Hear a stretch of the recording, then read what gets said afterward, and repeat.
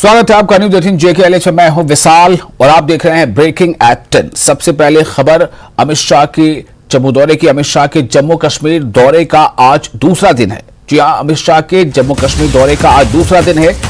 आज दूसरे दिन श्री प्रताप पार्क में बलिदान स्तंभ की रखेंगे आधारशिला। प्रोग्राम के मद्देनजर सुरक्षा व्यवस्था सख्त कर दी गई है।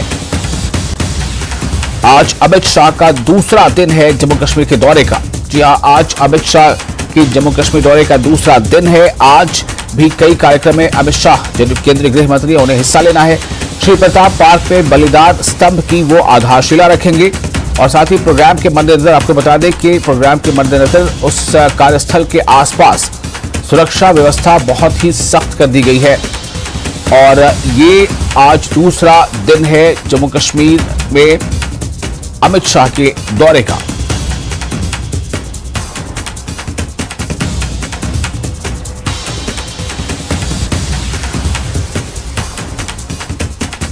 और दौरे के दौरान आप देख सकते हैं किस तरह से सुरक्षा व्यवस्था को चाक चौबंद किया जा रहा है।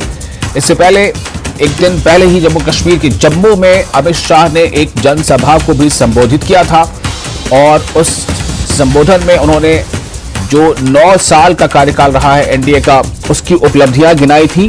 और वहीं उसी मंच से उन्होंने जो विपक्षी एकजुटता को लेकर जो बातें चल रही हैं, पटना में जिससे कल बैठक हुई थी, उस पर भी निशाना साधा था। तो आज अमित शाह जम्मू कश्मीर में आज भी हैं और आज दौरे का दूसरा दिन है। आज कई कार्यक्रम से एक अहम कार्यक्रम है, वो है आज अमित शाह उसमें शामिल होने वाले हैं। और वो कार्यक्रम ये है कि उन्हें प्रताप पार्क में बलिदान स्तंभ की आधारशिला रखना है। इसके मद्देनजर वहां पर पूरे इलाके में सिक्योरिटी के इंतजाम बहुत ही पुख्ता कर दिए गए हैं।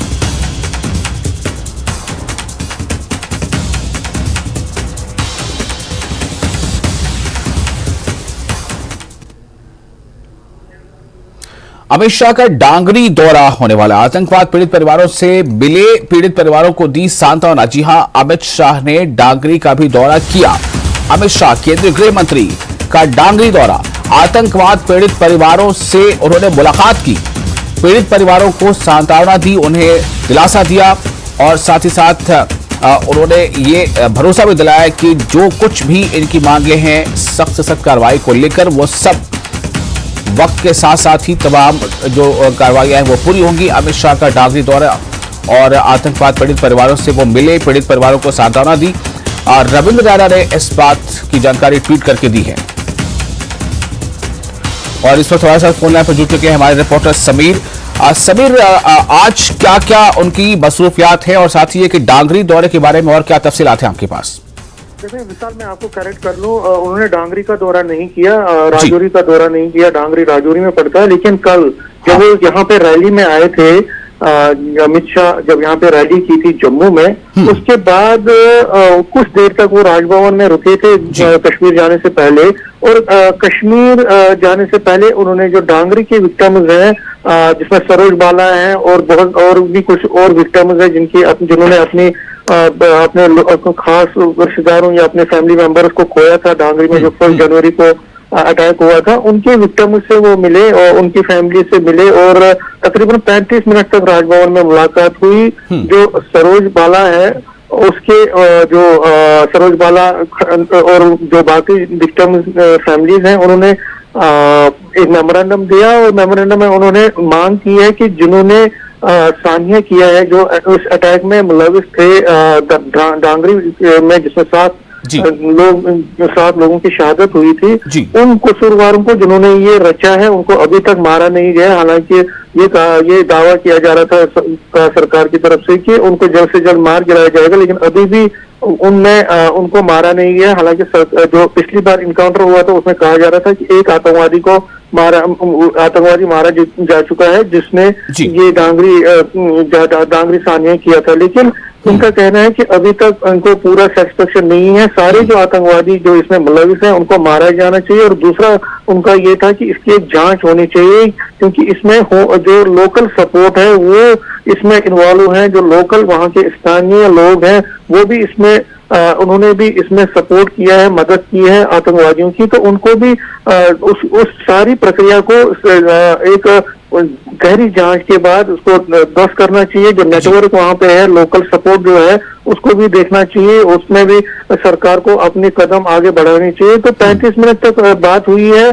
अमित शाह ने, जो कहा जा रहा है कि अमित शाह ने भरोसा दिया है इन विक्टिम फैमिलीज को कि वो जल्द से जल्द इस केस को हम सुलझा लेंगे। उन्होंने सरोज बाला को ये भी कहा कि आप मेरी बहन हो, आप मुझसे जब भी आपको कोई प्रॉब्लम हो तो आप मुझे डायरेक्टली फोन किया करिए, कोई प्रॉब्लम नहीं है, मैं आपके जो ये आपका जो दुख है, दर्द है, मैं उसके साथ हूँ, सरकार आपके साथ है। हम बहुत जल्द ये जिन्होंने ये सान्य किया, जिन्होंने ये आतंकवादी घटना की है, उन सभी को हम ढूंढ लेंगे और उनको मार गिराएंगे। और जो लोकल सपोर्ट की है, जो आप ये बात कर रही हैं, हम उस पर भी जांच करेंगे।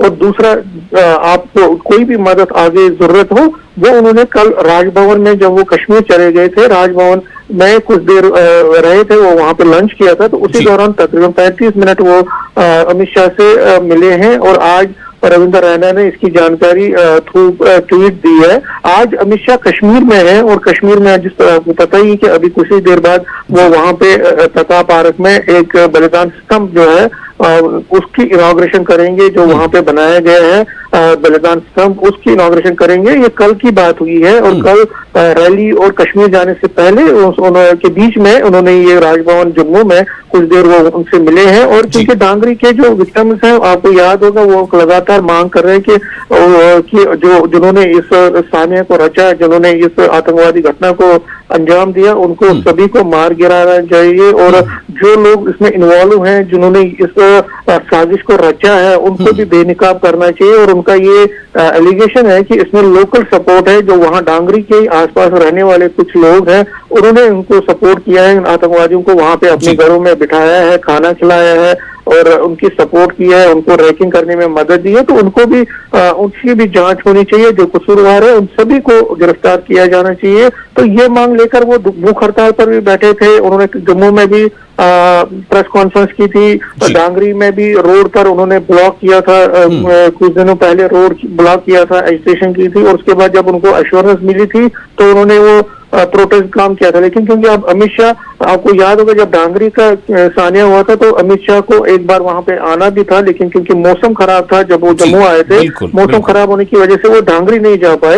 लेकिन आज डांगरी के जो विक्टिम फैमिलीज हैं, उनके साथ उन्होंने कल राजभवन में मुलाकात की, तकरीबन 35 मिनट है। और जो सरोज बाला है और बाकी लोग हैं, वो इस मुलाकात से खुश सेटिस्फाइड दिखाई दे रहे हैं। और उनका ये कहना है कि अमित शाह ने उनको भरोसा दिलाया, हम सरकार की इस भरोसे के साथ हैं। हम चाहते हैं कि हमें इंसाफ मिलना चाहिए, और हमें कोई पैसा, नौकरी या बाकी चीज की जरूरत नहीं है। लेकिन जिन्होंने हमारे छोटे छोटे मासूम बच्चों और बड़े लोगों की, तकरीबन 7 लोगों की जाने ली है, उनको भी बख्शा नहीं जाना चाहिए, उनको भी सजा दी जानी चाहिए। और सरकार अपने जो उसने दावा किया है, वादा किया है, उस पर वो खरा उतरे। हम सरकार के साथ हैं, हम कोई सरकार की कोशिशों में बाधा नहीं डालना चाहते हैं, हम सरकार के साथ हैं, लेकिन हम अपने लिए इंसाफ चाहते हैं। और ये भी चाहते हैं कि आगे ऐसी घटनाएं न हो जो डांगरी में हुआ था। तो ये आपने बिल्कुल क्लियर कर दिया अच्छी तरह से कि दरअसल अमित शाह ने डांगरी का दौरा नहीं किया, लेकिन डांगरी का जो पीड़ित परिवार है, जिन्होंने अपने करीबियों को, अपने रिश्तेदारों को खोया था उस आतंकवादी घटना में, उस पीड़ित परिवार से अमित शाह ने जम्मू में ही मुलाकात की है और उन्हें इत्मीनान दिलाया है, उन्हें भरोसा दिलाया है कि उन्हें इंसाफ ज़रूर मिलेगा और जो भी इस मामले के कसूरवार हैं उन्हें जो है कैफरे किरदार तक पहुंचाया जाएगा। बहुत शुक्रिया आपका समीर। और इसी के साथ हम इस खबर के बाद अगली खबर का रुख करते हैं। कश्मीर में हीट वेव, पारा चढ़ने से लोग परेशान। जी हाँ, कश्मीर में हीट वेव, यानी जिसे हम आम ज़बान कहते हैं कि लू चलना, कश्मीर में लू चल रही है और बहुत गर्म हवाएं चल रही हैं, हीट वेव है। पारा चढ़ने से लोगों की परेशानियां बढ़ गई हैं। स्वास्थ्य विशेषज्ञों ने ये चेतावनी दी है कि लू से बचने की हर मुमकिन कोशिश करें। लू से बचने की सलाह दी है स्वास्थ्य विशेषज्ञों ने। सीधे तौर पर यह कहना है कि अगर जरूरी ना हो तो घर से बाहर ना निकलें, धूप में खुद को ज्यादा देर ना रखें, जहां तक मुमकिन हो आप घरों के अंदर रहें और खुली धूप में ना जाएं। तो कश्मीर में हीट वेव जो है वो काफ़ी तेज़ी है वहाँ देखी जा रही है। पारा लगातार चढ़ रहा है, पारा चढ़ने से लोग परेशान हैं। स्वास्थ्य विशेषज्ञों ने ये चेतावनी दी है और उन्होंने ये भी कहा है कि लू से बचने की जो है सलाह दी गई है। सरोज हमारे साथ जुड़ चुके हैं सीधे इस खबर पर ज्यादा जानकारी के लिए। सरोज, हीट वेव वो भी जम्मू कश्मीर में जो है जाहिर सी बात है सुनने में ही थोड़ा सा अटपटा तो लगता है कि हम लोग तो ये समझते हैं कि कश्मीर, ज्यादातर लोगों को जहन में ये बात है कश्मीर जानिए कि ऐसा इलाका है, ठंडा इलाका, लेकिन वहां पर हीट वेव और क्या वो इतना ज्यादा वाकई है कि उससे अब वो खतरनाक हद तक पहुंच गया है? बिल्कुल बिल्कुल सही कह रहे हैं आप विशाल। आपको बता दें जो आज का टेम्परेचर था वो 35.7 डिग्री सेल्सियस रिकॉर्ड किया गया और ये सेम टेम्परेचर 2018 3 जून को रिकॉर्ड किया गया था। काफ़ी ज़्यादा, आप जैसे आपने अभी कहा कि पूरे हिंदुस्तान में नहीं, कश्मीर में भी जो ये हीट वेव है ये ग्रिप कर रही है। इसके मजीद आपको बता दें कि कई सारे स्कूल्स हैं इस वक्त जिनको काफ़ी प्रॉब्लम्स हो रही है, पेरेंट्स को काफ़ी प्रॉब्लम्स हो रही है। और उसी सिलसिले में कल डिविजनल कमिश्नर विजय कुमार भदौरिया जो है उन्होंने एक बैठक बुलाई थी जिसमें उन्होंने ये डिसाइड किया है कि आने वाले दिनों में यहाँ पे जो स्कूल्स हैं उनका कोर्स कैसा रहेगा, उनको समर ब्रेक्स मिलेंगी या नहीं। क्योंकि हम यहाँ पे अपने नाजरीन को ये भी कहना चाहेंगे, जैसा अभी आपने कहा कि ठंडा इलाका है, जब हम अक्सर कश्मीर की बात करते हैं तो हम ये इमेजिन नहीं कर पाते हैं कि यहाँ पे इतनी गर्मी होगी। लेकिन कहीं ना कहीं क्योंकि आपको बता दें कि हाई ऑल्टीट्यूड पे है, तो अगर यहाँ पे टेम्परेचर 28-30 भी हो जाता है तो काफी ज्यादा गर्मी हो जाती है। और उसके मजीद जैसा हमने आपसे अभी कहा कि कल जो मीटिंग हुई है उसमें यही डिस्कस हुआ है कि आने वाले दिनों में ही जो यहाँ के स्कूल के बच्चे हैं कम से कम उनको समर ब्रेक मिले। क्योंकि देखिए विशाल, यहाँ पे जो समर ब्रेक है, समर ब्रेक का तस्वुर नहीं है यहाँ पे कश्मीर में। यहाँ पे हमेशा विंटर ब्रेक होता था क्योंकि जो हमारा विंटर रहता है काफी ज्यादा हार्श रहता है यहाँ पे। लेकिन हाँ, अभी क्योंकि तापमान इतना ज्यादा बढ़ गया है तो कहीं ना कहीं शायद जो यहाँ की एडमिनिस्ट्रेशन है वो इस टाइम डिसाइड कर रही है कि आने वाले दिनों में जो बच्चे हैं यहाँ के उनको एटलीस्ट इस हीट वेव से राहत मिले, तो उनको कम से कम कुछ दिनों की छुट्टी दी जाए। और उसके मजीद आपको बता दें कि इस वक्त काफी सारी ऐसी वाटर बॉडीज भी है जहाँ पे पानी सूखा हुआ है। हालांकि कुछ दिनों पहले ही जब हम लोग कुपवारा गए थे एक रिपोर्ट के लिए, वहां पे हमने देखा कि जहाँ वहां के मेन झरने हैं या नदियां हैं, जो मेन वाटर सोर्स है वो भी, उसका भी लेवल जो है इस वक्त काफी कम हो गया है। तो कहीं ना कहीं खतरे की बात है। आप कह सकते हैं कि कंस्ट्रक्शन वर्क भी काफी ज्यादा चल रहा है, कहीं ना कहीं जो पेड़ है काटे जा रहे हैं। तो एक एमालगम करके देखें आप तो बहुत सारे रीजंस हैं इसके, और उस वजह से जो है इस वक्त जो टेम्परेचर है काफी ज्यादा हाई हो चुका है। जी जी विशाल जी। तो मैं ये जानना चाहता हूं आपसे कि कश्मीर के लोग जो आम तौर पर इस हीट वेव के शायद उतने आदी नहीं है, तो ऐसे में उनके जो लाइफस्टाइल है उस पर किस तरह का असर पड़ता है, और रोजी रोटी एक अहम चीज है, तो इन सब चीजों को कैसे जो है एडजस्ट कर रहे हैं लोग, किस तरह का रूटीन में बदलाव नजर आ रहा है?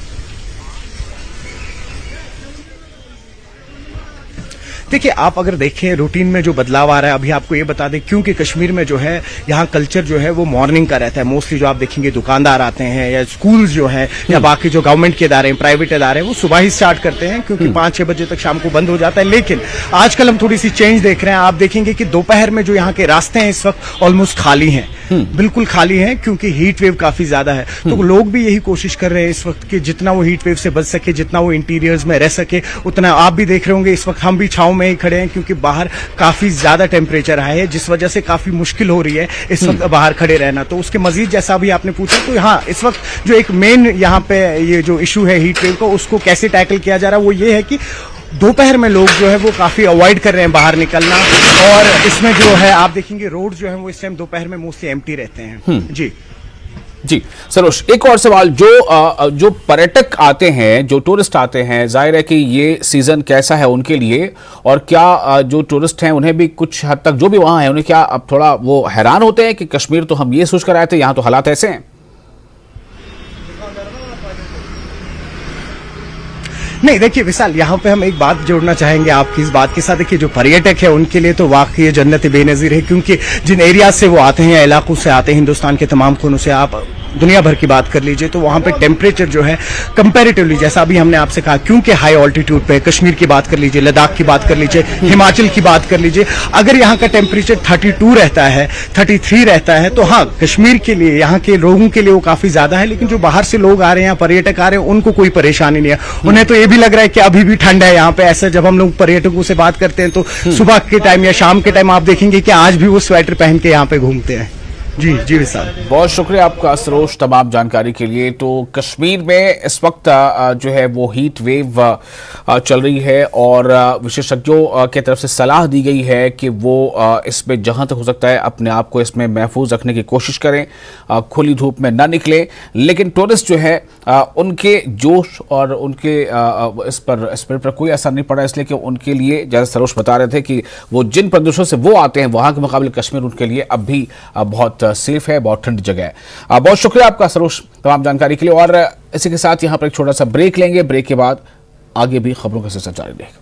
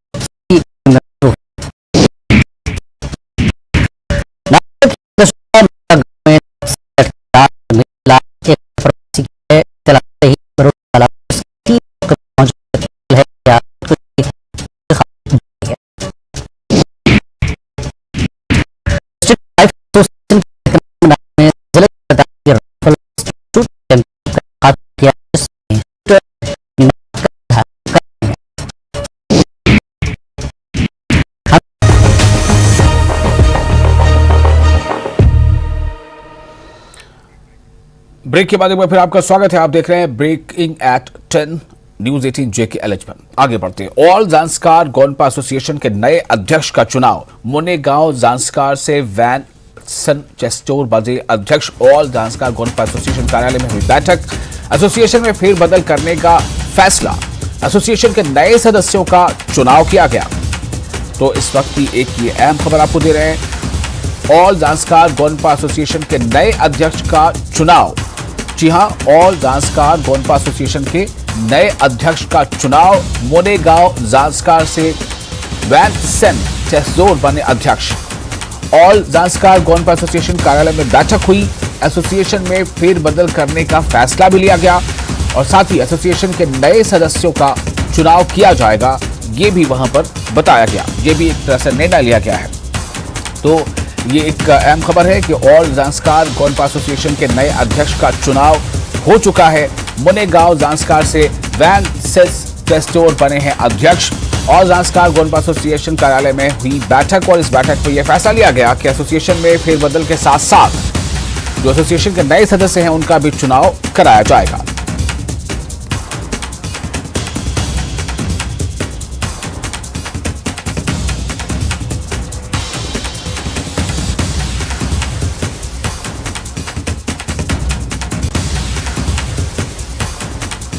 और अब खबर हिमाचल प्रदेश की। सिरमौर में बदला मौसम। हिमाचल प्रदेश की खबर आपको दे रहे हैं। सिरमौर में मौसम बदल चुका है। कई इलाकों में बारिश का सिलसिला जारी है।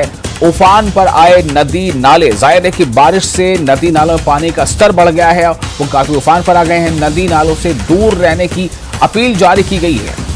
तो ये खबर आपको हम सिरमौर से दे रहे हैं, जब हिमाचल प्रदेश के सिरमौर से, और वहां पर ये तेज बारिश का सिलसिला जारी है। कई इलाकों से बारिश की खबरें आ रही हैं और आप ये तस्वीरें देखिए किस तरह से नदी नालों में, चाहे छोटी नदियां हो बड़ी नदियों, हर जगह पर जो उफान आ गया है पानी का अचानक। कई इलाकों में ये इस तरह का मंजर दिखाई दे रहा है। उफान पर आए नदी नाले, नदी नालों से दूर रहने की अपील भी की गई है ताकि किसी तरह का कोई हादसा पेश ना आए, क्योंकि ये तमाम ऐसी जगहें हैं जहां पर टूरिस्ट का अट्रैक्शन लगातार बना रहता है। ऐसे में ये एक तरह से चेतावनी है, एक अलर्ट है कि आप नदी नालों की जगह से थोड़ी दूर पर रहें, उससे करीब ना जाएं।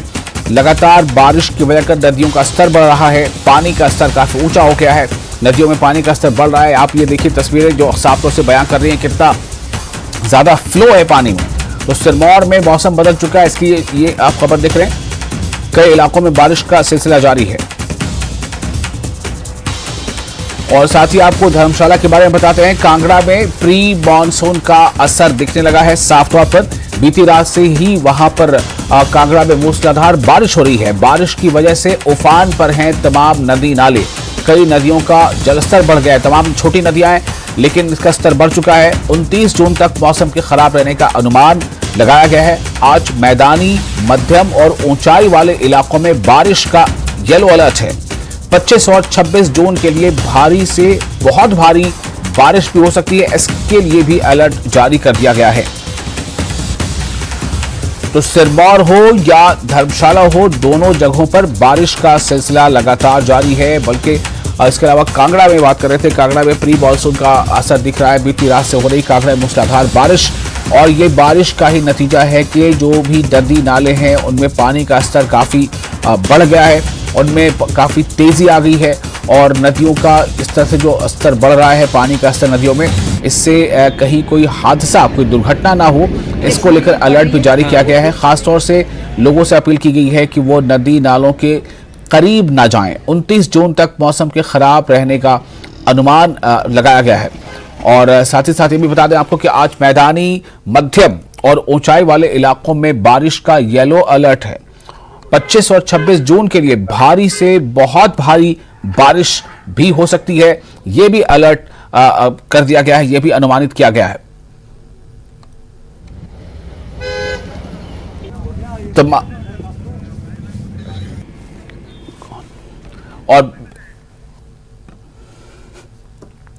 तो विचित्र हमारे से जुड़ चुके हैं ज्यादा जानकारी के साथ धर्मशाला से। विचित्र, मैं आपके पास आना चाह रहा था कि क्या है इस वक्त वहां पर हालात, और साथ ही सतीश भी हमारे साथ जुड़े हुए हैं। सतीश, पहले आप बताएं हमें कि किस तरह के हालात वहां पर हैं, और कितना कुछ इस अलर्ट को लेकर के कितना लोग वहां पर इसको लेकर एहतियात बरत रहे हैं, और अंदेशा क्या है, आशंका किस बात की बात की जा रही है?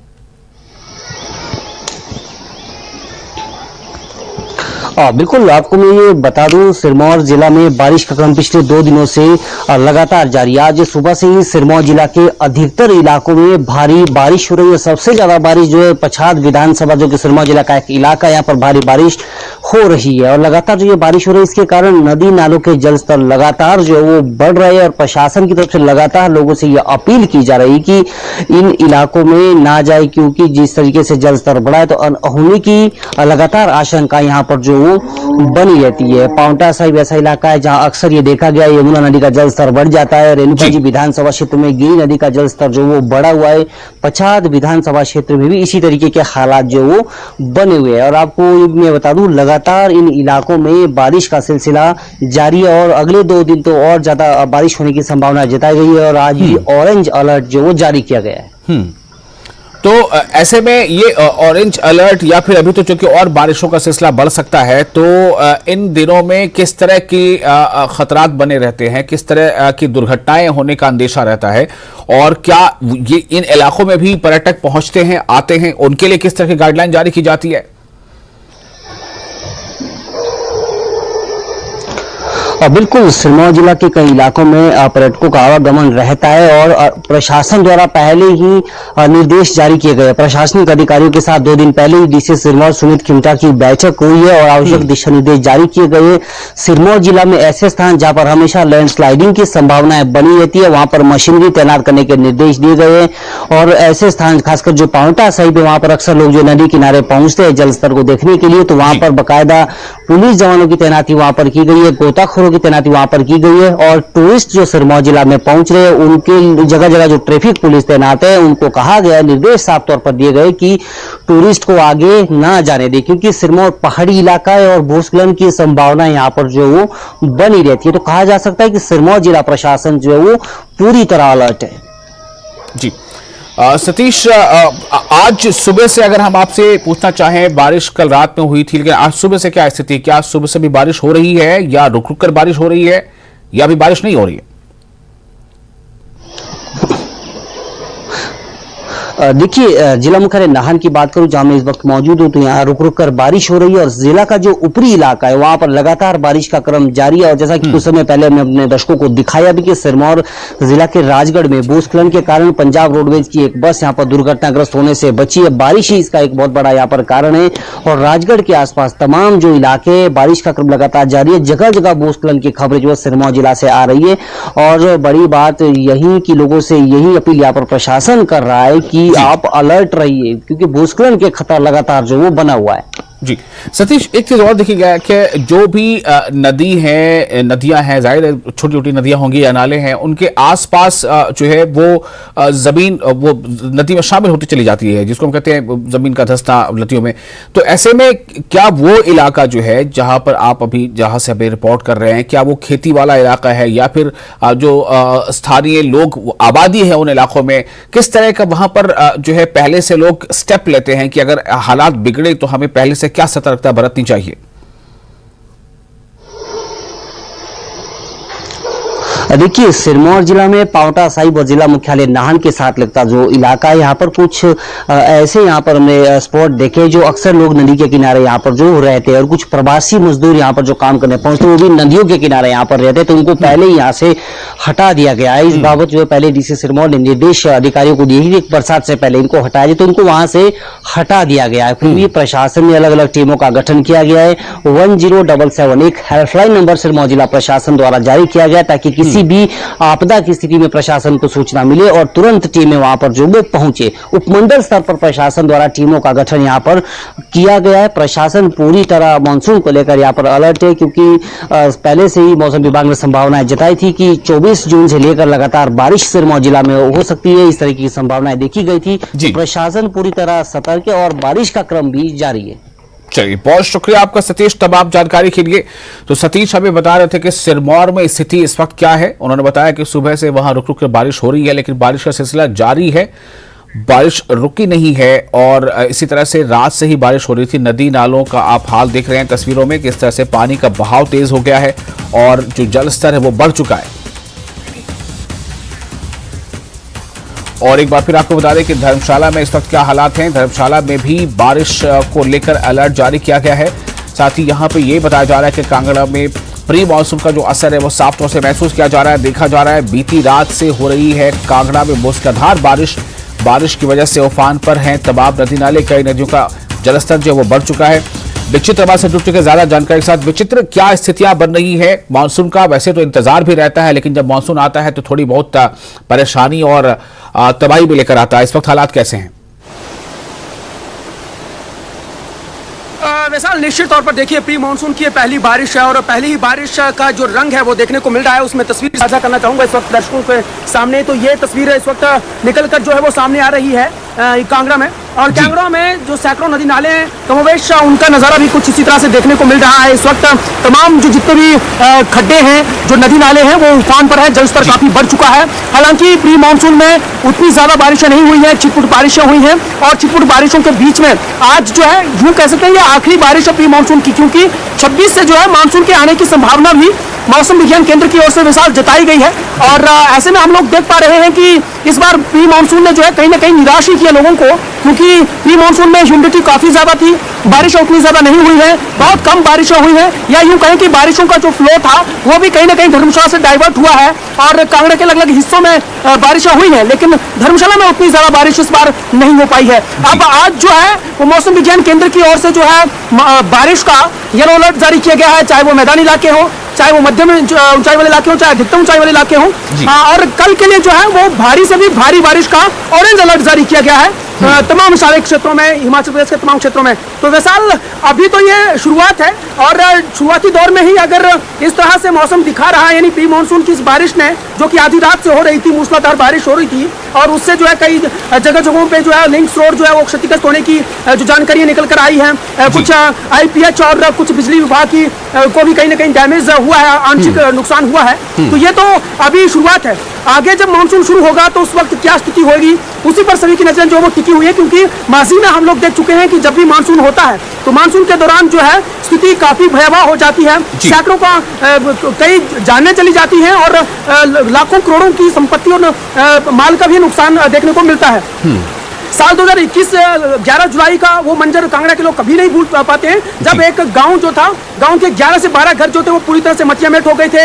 11 से 12 जाने जो उस गांव में चली गई थी और उसके लिए बाकायदा रेस्क्यू ऑपरेशन करना पड़ा था। तो उसके बाद से कहीं ना कहीं जो हमारा राज्य आपदा प्राधिकरण है उन्होंने भी सबक लिया है वैसाल, और उस सबक लेने के बाद जो है अब तमाम यानी मानसून से पहले ही जो है वो मॉक ड्रिल्स की जाती हैं, और मॉक ड्रिल के जरिए जो है ये समझने की कोशिश की जाती है कि ये आपदा प्रबंधन में उनका जो प्रशासन है वो कितना स्तर पर है। इस बार भी 8 जून को जो है मॉक ड्रिल की गई थी वैसाल, और उसमें जो है ये जांचने की कोशिश की गई थी कि हम लोग अगर मानसून में किसी तरह का नुकसान होता है तो उस वक्त के लिए कितने तैयार हैं। तो उसके लिए जो है वो उन्होंने उसकी बानगी हम लोगों को जो है इस बार देखने को मिली है, जब हाल फिलहाल में ही जो है वो 40 के करीब लोगों को जो सैलानी थे जो अचानक से हुई बारिश की वजह से जो बाढ़ में फंस गए थे उनका रेस्क्यू ऑपरेशन किया गया था, तो उसमें उसकी बानगी देखने को मिली कि जो SDRF की टीमें हैं, NDRF की टीमें हैं जो पूरी अलर्ट पर हैं, और अगर इस तरह से नुकसान की कोई जानकारी कहीं से मिलती है या कहीं से भी आपातकाल स्थिति होती है तो वो तुरंत टीमें जो है वहां पर पहुंचेंगी। वैसाल विचित्र, जाहिर है आपने बताया कि प्री मानसून है, इंतजार तो था लेकिन थोड़ी मायूसी भी है, लेकिन इन सब के बीच एक बहुत बड़ी चुनौती और बहुत बड़ा एक चैलेंज बन जाता है सरकारों के जो वादे या फिर दावे होते हैं। कई जगहों पर पोल खुलती है, सड़कें उखड़ जाती हैं, पुलिया जो है वो उसमें कई दरारें आ जाती हैं, कहीं गड्ढे बन जाते हैं। तो क्या आपको लग रहा है कि इस बार प्री मानसून से पहले ऐसे तमाम चीजों को लेकर सरकारी तैयारी पुख्ता है? वैसाल देखिए, जब भी मानसून आता है तो मानसून से 1-1.5 महीना पहले ही जो है वो प्रशासन तैयारियों में जुट जाता है, और वो ना केवल एक जनपद की मैं बात कर रहा हूँ बल्कि पूरे राज्य में जो है सरकार की ओर से भी अलर्ट जारी कर दिए जाते हैं कि आप लोग जो हैं वो तमाम यानी धरातल पर जाकर जो है ये तमाम डिपार्टमेंट्स को जो है वो अलर्ट पर रहने के दिशा निर्देश वो जारी हो जाते हैं, और तमाम डिपार्टमेंट्स भी, चाहे वो IPH विभाग हो, चाहे वो फिर बिजली विभाग हो, चाहे फिर वो तमाम वो विभाग जो कहीं ना कहीं मूलभूत सेवाएं जो हैं वो स्वास्थ्य महकमा हो, PWD हो, वो सब के सब जो आम लोगों को जो है आमो खास को अपनी सुविधाएं या सेवाएं देते हैं, और मीडिया उन सबसे पहले अलर्ट हो जाता है। खासतौर पर न्यूज़ 18 तो अपनी जिम्मेदारी को पहले से ही जो वो निभाने शुरू कर देता है, और ग्राउंड जीरो पर जाकर उन अधिकारियों से मुलाकात करके जो है उन तैयारियों के जायजा लेने की भी बात करता है। ग्राउंड पर जाकर भी वो तमाम सारी तैयारियां दिखाता भी है और देखता भी है।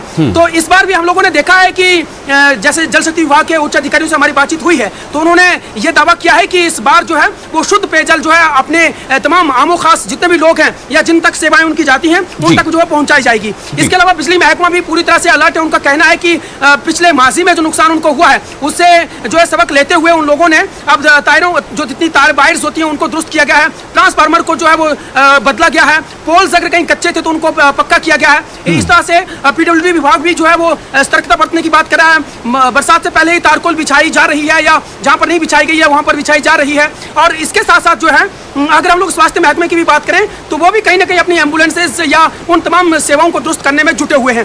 लेकिन कहीं ना कहीं जब हम लोग भी ग्राउंड जीरो पर जाकर कुछ देखते हैं तो वो जो प्रशासन के जो दावे होते हैं उस पर जो सवाल उठते हैं। जब हाल ही में हम लोग जो है वो नदी के कांगड़ा की एक बहुत बड़ी नदी है बाणगंगा, वहां पर सैकड़ों के लोग संख्या में जो लोग वहां पहुंचते हैं, हम लोगों ने वहां पर देखा कि प्रशासन की ओर से दावा किया जाता है कि सूचना बोर्ड वहां पर लगाए जाते हैं, लेकिन अगर हम लोग स्थानीय प्रशासन की बात करें तो उनकी ओर से कोई सूचना बोर्ड वहां पर नहीं था। कई लोग जो है वो वहां पर जो है अपनी जान को जोखिम में लेकर दूध मुँहे बच्चों को लेकर जो है वो नदी के बीच भंवर में जाकर नहा रहे थे। तो बहुत सारी चीजें जो है देखने को मिलती है, लेकिन हाँ प्रशासन जो है वो अलर्ट पर है, ये हम कह सकते हैं अभी फिलहाल। जी विचित्र, एक और सवाल है कि 25 और 26 जून के लिए भारी से बहुत भारी बारिश का ऑरेंज अलर्ट जारी किया गया है। तो इस 25 और 26 जून को अगर ऐसा ही रहा जैसा अनुमानित है तो स्थितियां क्या देखने को मिल सकती है?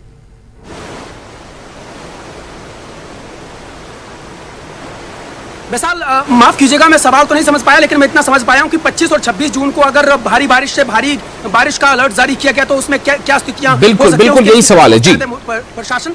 तो हाँ तो मैं यहाँ ये कहना चाहूंगा कि निश्चित तौर पर देखिए 8 जून को मॉक ड्रिल इसीलिए की गई थी, जो SDRF की टीमें हैं, स्थानीय प्रशासन है, उन्होंने ये ड्यूटीज जो है वो सुनिश्चित कर दी है।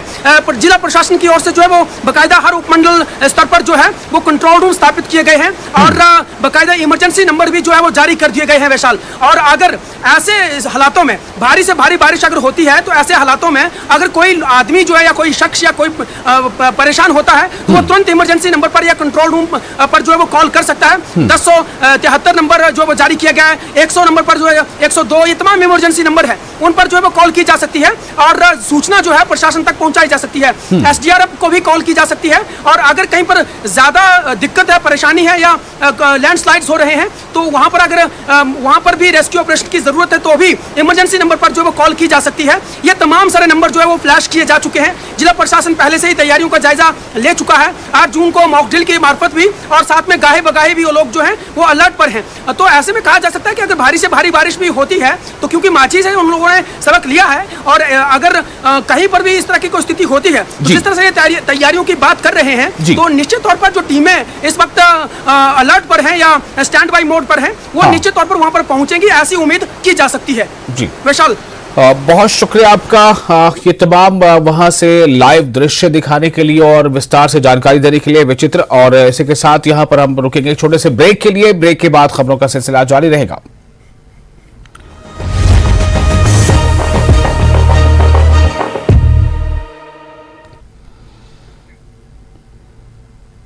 ब्रेक के बाद फिर आपका स्वागत है न्यूज 18 जो पर आप देख रहे हैं ब्रेकिंग एट 10 और इस वक्त की एक और अपडेट आपको दे रहे हैं। केंद्रीय गृह मंत्री का कश्मीर दौरा, श्री प्रताप पार्क पहुंचे अमित शाह। जी हां, केंद्रीय गृह मंत्री का आज जम्मू कश्मीर का दूसरा दिन है। आज गृह मंत्री कश्मीर में है और वहां वो श्री प्रताप पार्क पहुंचे हैं।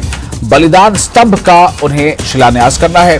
तो ये आज इस वक्त की एक अपडेट आपको दे रहे हैं। केंद्रीय गृह मंत्री अमित शाह जम्मू कश्मीर के दौरे पर है। वो आज उनके दौरे का दूसरा दिन है और दूसरे दिन आज वो कश्मीर में हैं जहां वो श्री प्रताप पार्क पहुंच चुके हैं।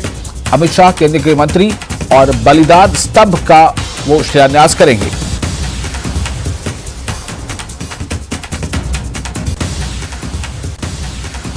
केंद्रीय गृह मंत्री कश्मीर पहुंच चुके हैं। ये तस्वीरें आप सब देख रहे हैं और ये आपको सीधी तस्वीरें आप दिखा रहे हैं केंद्रीय गृह मंत्री के जम्मू कश्मीर दौरे की। जम्मू कश्मीर के दौरे का आज उनका दूसरा दिन है।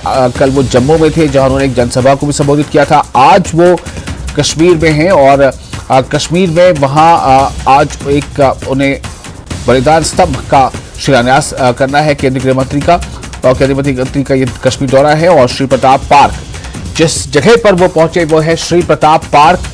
वहां अमित शाह केंद्रीय गृह मंत्री पहुंच चुके हैं। बलिदान स्तंभ का वो शिलान्यास करेंगे और इसके मद्देनजर आप देख सकते हैं वहां पर सुरक्षा के भी इंतजाम जो है बहुत पुख्ता किए जा चुके हैं। आपसे कुछ दिन पहले भी हमने आपको बताया था।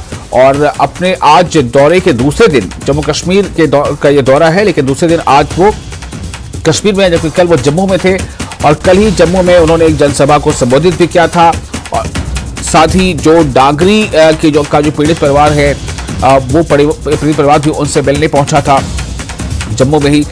लेकिन आज अब केंद्रीय गृह मंत्री कश्मीर में हैं इस वक्त और जो आप तस्वीरें देख रहे थे अभी कुछ देर पहले वो प्रताप पार्क में केंद्रीय गृह मंत्री एक बलिदान स्तंभ का शिलान्यास करेंगे।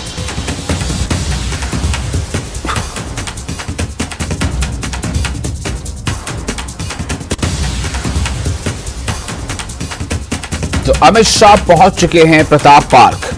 कश्मीर में है अमित शाह इस वक्त। ये सीधी तस्वीरें आप देख रहे हैं। जम्मू कश्मीर के दौरे का आज दूसरा दिन है।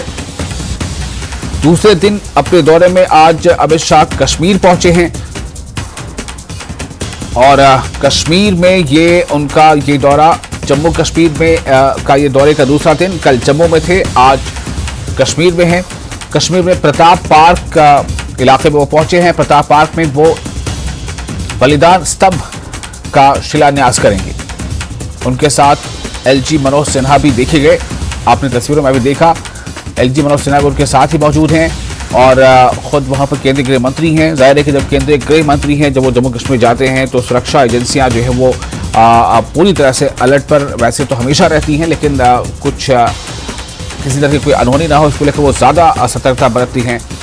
और एक दिन पहले ही हमने ये खबर भी देखा था कि किस तरह से पिछले 10 दिनों के अंदर 11 आतंकवादी भी मारे गए थे जो घुसपैठ की लगातार कोशिश कर रहे थे। तो एक तरफ तमाम जो कार्यक्रम है वो जारी हैं, वहीं दूसरी तरफ सुरक्षा को लेकर भी चाक चौबंद व्यवस्था की गई है। तो अमित शाह केंद्रीय गृह मंत्री इस वक्त कश्मीर में, आप देखिए जम्मू कश्मीर के दौरे का आज दूसरा दिन अमित शाह कश्मीर में हैं और प्रताप पार्क में बलिदान स्तंभ का शिलान्यास करेंगे।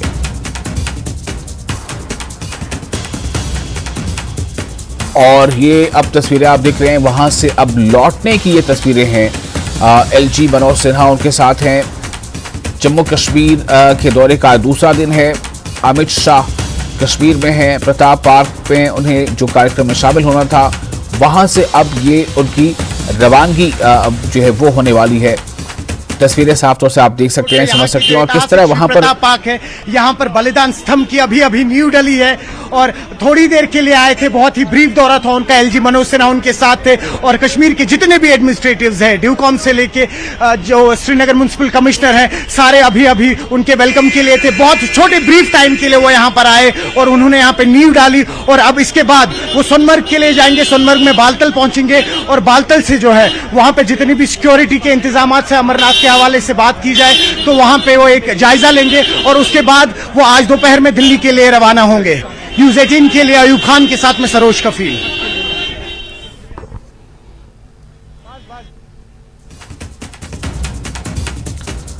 तो बहुत ही थोड़े वक्त के लिए, बहुत ही मुख्तसर समय के लिए अमित शाह वहां पहुंचे प्रताप पार्क और वहां पहुंचने के बाद उन्होंने उसकी जो बलिदान स्तंभ है उसकी वहां पर नींव डाली गई और उसका शिलान्यास किया और उसके बाद वहां से वो अब निकल भी चुके। ये तस्वीरें कुछ देर ही पहले की आपको हम दिखा रहे हैं जब अमित शाह वहां पहुंचे थे और उनके साथ एलजी मनोज सिन्हा भी मौजूद थे।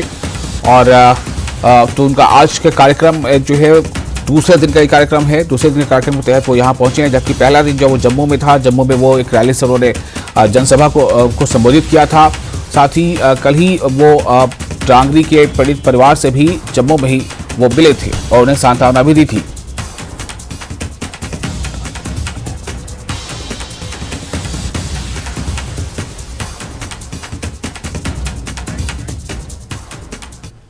और फिलहाल एक और छोटा सा ब्रेक लेते हैं। ब्रेक के बाद खबरों का सिलसिला जारी रहेगा।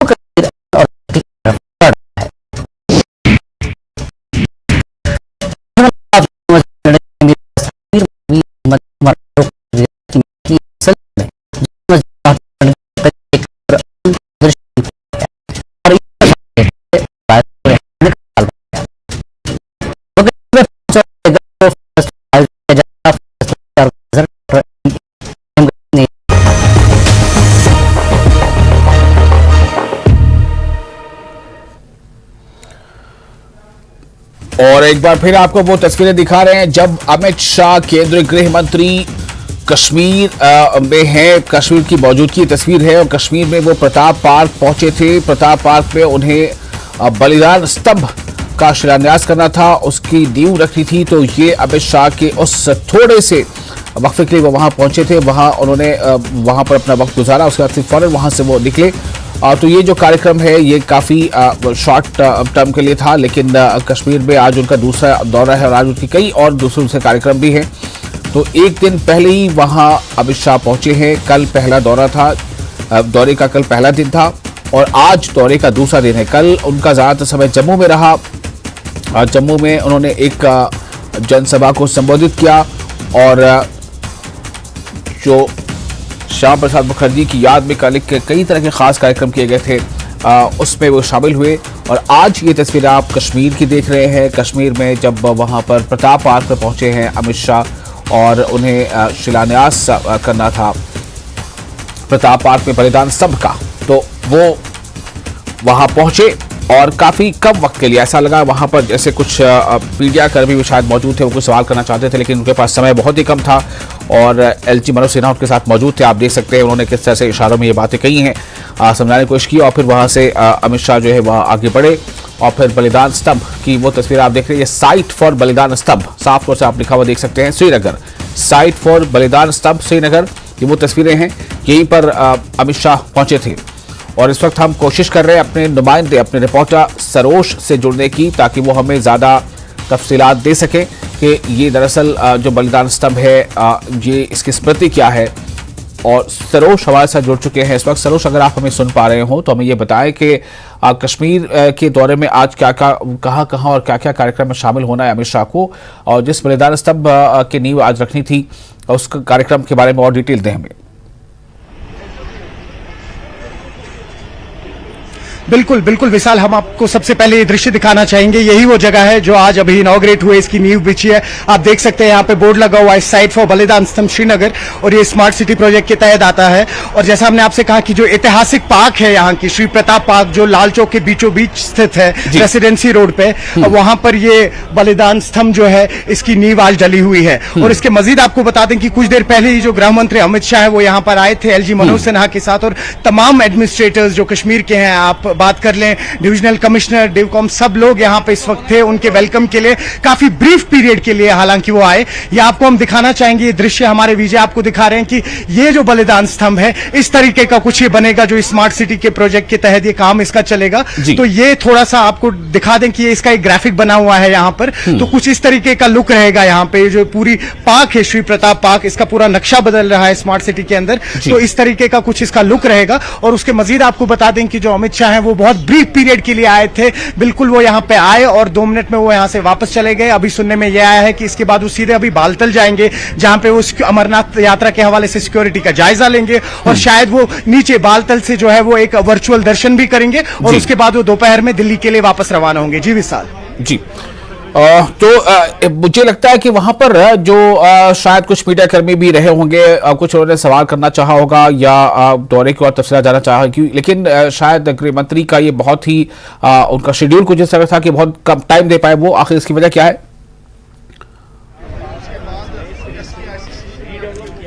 देखिए बिल्कुल उसकी वजह खास ये है, देखिए क्योंकि अभी उनको बालतल के लिए जाना है, उनका जो मेन प्रोग्राम है वो बालतल के लिए, और बालतल की डिस्टेंस यहाँ से काफी दूर है। हालांकि वो चॉपर में जाएंगे, लेकिन उनको दोपहर में वापस दिल्ली पहुंचना है, तो एक ये भी रीजन है कि वो बहुत ब्रीफ पीरियड के लिए यहाँ पे रहे। और उसमें मजीद आपने देखा होगा कि कई सारी जो ये आपने देखा होगा मार्टियर्स कॉलोनी जो है उसकी भी नींव बिछाई इन्होंने, और कई सारे पुलिस पर्सनल्स जो हैं जो शहीद हुए हैं उनमें से कुछ की फैमिली से भी वो मिले, दीपक कुमार जो है उनकी फैमिली से भी वो मिले थे, वो आपने देखा था। क्योंकि टाइट शेड्यूल है इनका इस वक्त, तो जाहिर सी बात है इस वजह से वो थोड़े कम टाइम के लिए यहाँ आए और तुरंत वापस गए, इसलिए मीडिया के साथ कोई ब्रीफिंग नहीं हो पाई। हालांकि कल जब वो राजभवन पहुंचे थे तो उन्होंने मीडिया से ब्रीफिंग ली थी, वो सब हमने देखा ही था न्यूज 18 के थ्रू, और उसके बाद उन्होंने वाजे करके ही बताया था कि उसके बाद कोई मीडिया ब्रीफिंग नहीं होगी, इसलिए वो आज यहाँ पे आए, क्विकली वो यहाँ आए, यहाँ पे नींव बिछाई और वो वापस निकल गए। जी विशाल, चलिए बहुत शुक्रिया आपका सरोज इस जानकारी के लिए।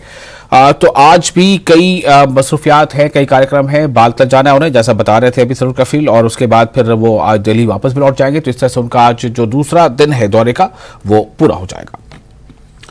आगे बढ़ते अगली खबर पर नजर डालेंगे।